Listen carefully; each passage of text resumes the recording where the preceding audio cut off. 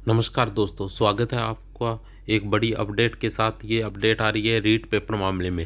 गहलोत सरकार ने क्या किया है, ये कहा है कि किसी भी प्रतियोगिता परीक्षा में क्या है, अनियमितता बर्दाश्त नहीं की जाएगी। इसके लिए उन्होंने क्या किया है, मुख्यमंत्री ने आधी रात के बाद क्या किया है, जो अध्यक्ष है बोर्ड के, जो अध्यक्ष हैं जारोली, उनको क्या कर दिया गया है, उनको पद से बर्खास्त कर दिया गया है। और इसी के साथ हम बात करें रीट पेपर मामला में पेपर लीक कैसे हुआ, इसके बारे में बात करते हैं। इसमें क्या है, एक पत्रिका है, उस पत्रिका से क्या खुलासा हुआ है, उसमें ये खुलासा हुआ है कि 26 जनवरी को खुलासा किया गया है कि 5 करोड़ रुपए में इस पेपर का क्या हुआ था, सौदा हुआ था।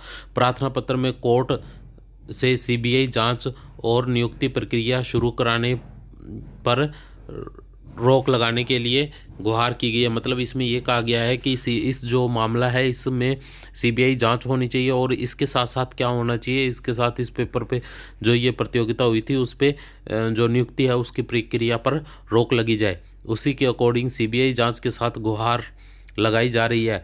और इसी के साथ अगर हम बात करें कि ये जो व्यक्ति है, पेपर किसे मिला और किसने उच्च दाम पर खरीदा, इसके बारे में बात करते हैं।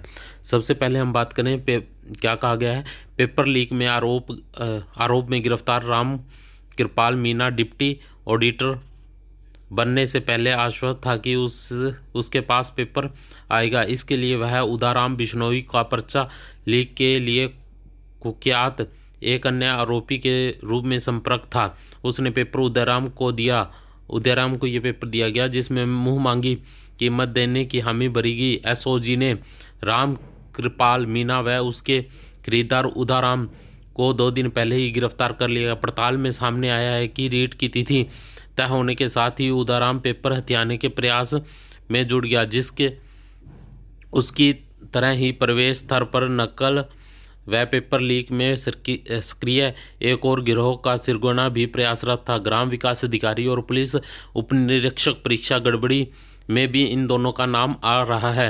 हालांकि मोल भाव में राम कृपाल ने उदयराम का ऑफर स्वीकार कर लिया था। और इसके साथ अगर हम जो एक बड़े सवाल की बात करते हैं तो उसके बारे में ये कहा गया है कि पेपर था वो कटा होने की शिकायत क्यों नहीं दी गई थी बोर्ड को। इसके बारे में राम कृपाल का पेपर के अंदर की शिक्षा स्कूल में तैनाती कैसे हुई, मतलब कि जो राम कृपाल था उसका पेपर के अंदर में जो शिक्षा स्कूल है उसमें उसकी तैनाती कैसे की गई, इसके बारे में भी एक बड़ा सवाल है। और इसके साथ ये भी कहा जा रहा है कि जिस केंद्र में, मतलब कि ये भी कहा जा रहा है कि जिस केंद्र में ये पेपर पहुंचा था वो वहाँ जो पेपर का जो पैकेट था वो कटा हुआ था, इसकी सूचना दी क्यों नहीं गई, ये भी एक बड़ा सवाल उत्पन्न हो रहा है। इसी के साथ कमेटी का जो गठन हुआ था, कमेटी का गठन प्रतियोगी परीक्षाओं में इस बार रीट की अनियमितताओं को रोकने के पुख्ता इंतजाम, हाईकोर्ट का रिटायर्ड जज की अध्यक्षता में एक कमेटी गठित की जाएगी। ये कमेटी सरकार को अपनी रिपोर्ट देगी। इस प्रकार ये बड़ी अपडेट है रीट परीक्षा को लेकर कि ये रीट पेपर की परीक्षा पर सीबीआई जांच होनी चाहिए और नियुक्ति को क्या जो ये नियुक्ति है इस प्रक्रिया पर क्या लगनी चाहिए, रोक लगनी चाहिए। परंतु ये गहलोत सरकार ने एक बड़ा फैसला लिया है। वो फैसला क्या लिया गया, वो ये फैसला लिया गया है कि जो बोर्ड के अध्यक्ष जारोली है उनको बर्खास्त कर दिया गया है।